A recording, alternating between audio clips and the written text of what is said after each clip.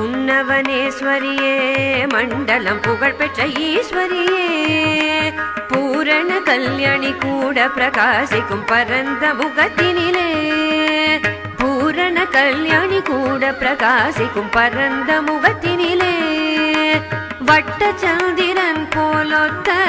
மலர்ந்த மதிமுகத்தில் வட்ட சந்திரன் போலொத்த மதந்த மதிமுகத்தில் சங்கர கோமதியாமல் நெற்றியில் மின்னுகிற பொட்டை பாருங்கள் வட்ட சந்திரன் போலொத்த மலர்ந்த மதிமுகத்தில்